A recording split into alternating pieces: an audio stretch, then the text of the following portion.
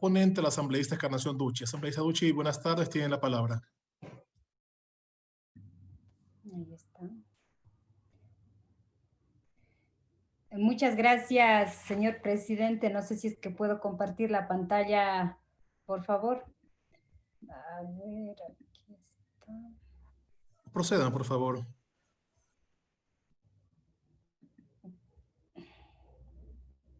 Sí, por favor, para que se me habilite para poder compartir la pantalla.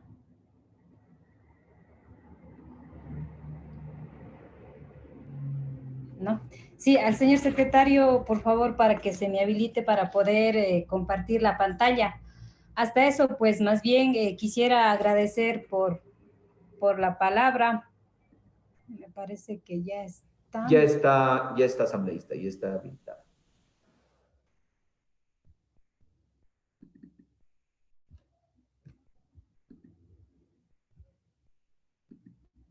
Es esta.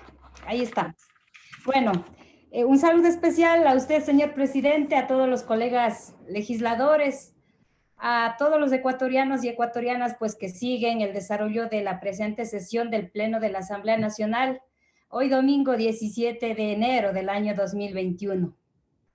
Mencionar que es para mí un honor tener que hacer la presentación de este informe no vinculante sobre el convenio para la eliminación de la violencia y el acoso en el mundo del trabajo, un informe emitido por la Comisión Permanente Especializada de Soberanía e Integración, Relaciones Internacionales y Seguridad Integral. Como siempre lo hace, pues emite informes basados en la Constitución, basados en la ley, para, primeramente, fortalecer las relaciones internacionales y para garantizar los derechos humanos, como en este caso que se emite el presente informe para la ratificación de este convenio. El ámbito laboral lamentablemente no escapa a la violencia. Esta violencia pues que se ha convertido en una tara social que lamentablemente va agudizando la descomposición social y sobre todo la violación de los derechos humanos, especialmente de los grupos más vulnerables, las niñas, los niños, los adolescentes, las personas con discapacidad y en especial las mujeres. Es por ello que en esta tarde quisiera hacer alusión a algunos datos que tenemos a mano y que constan también en el informe correspondiente, porque según la Organización Mundial de la Salud, 818 millones de mujeres, es decir, el 35% son víctimas de violencia directa en sus lugares de trabajo. Y entre el 40 y el 50% de ellas son objeto de insinuaciones, propuestas sexuales, contactos físicos no deseados u otras formas de acoso laboral o de violencia de género. De la misma manera, vale la pena ratificar y resaltar el dato importante que nos concedió la Secretaría Técnica del Consejo Nacional para la Igualdad de Género, datos que corresponden al periodo 2019 y 2020 sobre empleo y subempleo, e indican que la tasa de participación laboral de mujeres ha disminuido en el 2019 y 2020, del 85.4% al 84.3%, siendo la tasa de hombres en el mes de diciembre del año 2019 del 95.4%. En el mes de junio del 2020 esta tasa ha bajado, sin embargo se ve la reducción de estos porcentajes y sobre todo en relación al trabajo de las mujeres. A nivel de América Latina y el Caribe, se podría decir, tenemos también datos importantes que ha proporcionado CARE Internacional y menciona que en el año 2018, en Ecuador, en México, en Honduras, en Guatemala, 8 de cada 10 mujeres trabajadoras remuneradas en el hogar son víctimas de violencia de género. Esto como antecedente, señor presidente, para entrar a detallar específicamente el procedimiento que se ha desarrollado al interior de la comisión para emitir el presente informe. Es por ello que el 21 de junio del 2019, la Conferencia General de Organización Internacional de Trabajo adoptó este convenio 190. El 16 de diciembre del 2019, la Corte Constitucional dictamina sobre la necesidad de aprobación de este convenio por el ente legislativo. El 29 de enero del 2020, el presidente constitucional de la República, licenciado Lenín Moreno, pone en conocimiento de la Asamblea Nacional el proceso de ratificación de este convenio.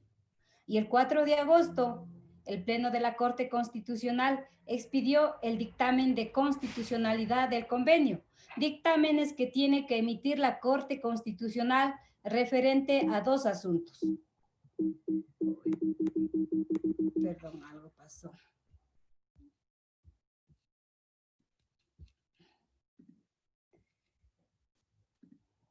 Sí, un momentito, por favor, señor presidente, hay un problema en la presentación.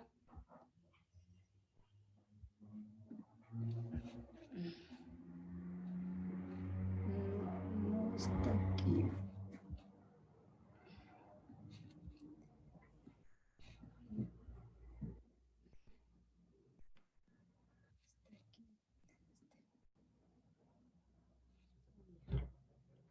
Estamos ahí. Decía que para la comisión es importante considerar dos aspectos importantes que tiene que emitir la Corte Constitucional. Uno de ellos, donde declara que el convenio requiere de aprobación del legislativo. Esta resolución pues fue emitida por la Corte Constitucional a través del dictamen número 3719 TI/20 del caso número 3719 TI, donde declara que el convenio requiere la aprobación del legislativo. De la misma manera, un dato importante es del 4 de marzo del 2020, en el que el Pleno de la Corte Constitucional aprueba el dictamen número 3719 TI del 20 del caso número 3719 TI, que aquí en este caso declara que el convenio no es incompatible con la Constitución.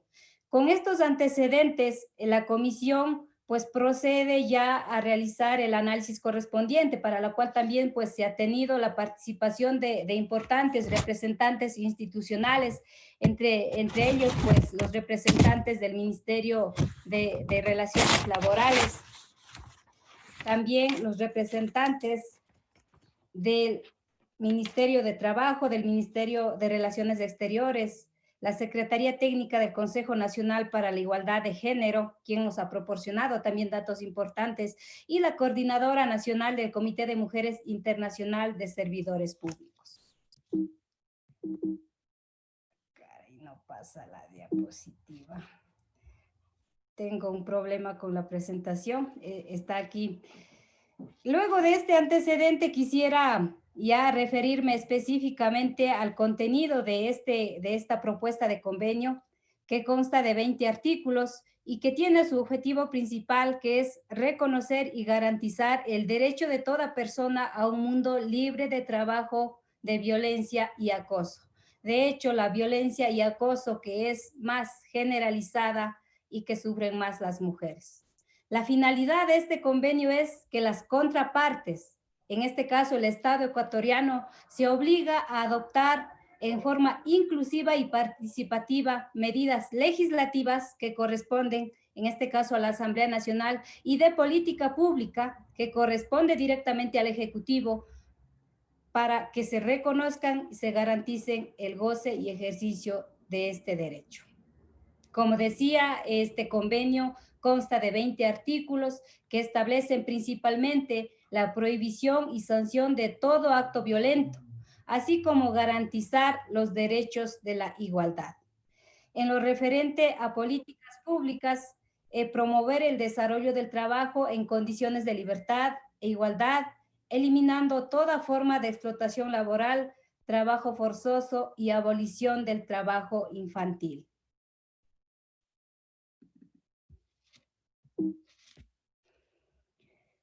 Dentro de estos 20 artículos lo hemos dividido, tal como se dio lectura en el informe también, cuáles serían las medidas legislativas y cuáles serían las medidas de políticas públicas que se ratifican en este convenio. En ese sentido, dentro de las medidas legislativas están pues establecidas en el artículo del 1 al 4 para prohibir y sancionar todo acto de violencia y acoso, incluida la violencia de género, contra trabajadores en sus diferentes vínculos laborales y espacios. El artículo 6 es para garantizar los derechos de igualdad y no discriminación en el empleo y ocupación, incluyendo las personas pertenecientes a uno o varios grupos de atención prioritaria que lo he venido mencionando. El artículo 9 es para establecer la obligación de los empleadores de adoptar en conjunto con sus trabajadores medidas normativas internas orientadas a prevenir la violencia y el acoso en el mundo del trabajo, incluida radicalmente y específicamente la violencia de género. Y el artículo 10 para garantizar el derecho de contar con un recurso efectivo y eficaz para la protección y reparación de los derechos laborales. Esto relacionado en las medidas legislativas que tendría que adoptar, en este caso, la Asamblea Nacional.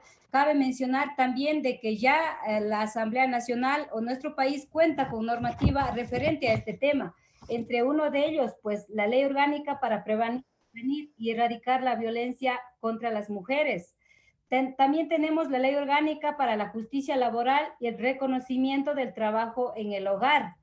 La Ley Orgánica de Servicio Público, también importante porque en este se establece que una de las causales de destitución del servidor público es precisamente la realización de actos de discriminación.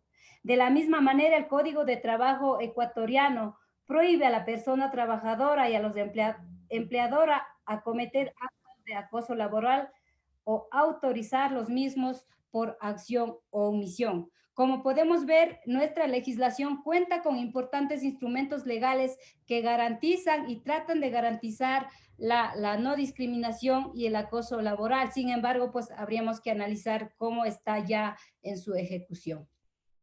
Dentro de las medidas de políticas públicas constan en el artículo 5, en el artículo 8, en el artículo 11 y en los artículos del 12 al 20.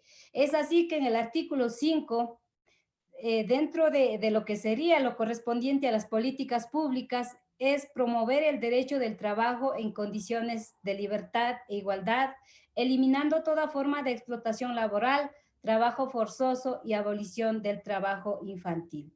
Temas que tienen que ser aterrizados a través de políticas públicas. En el artículo 8, prevenir la violencia y el acoso en el mundo del trabajo en sus diversas economías. El artículo 11 establece para que se proporcionen orientaciones y formación a través de programas y campañas sobre la violencia y el acoso en el mundo del trabajo, dirigidas a empleadores, trabajadores y organizaciones. Sin duda, este artículo pues nos da muchas pautas para que a través de políticas públicas, sobre todo, se pueda trabajar en la prevención de la violencia en el mundo del trabajo.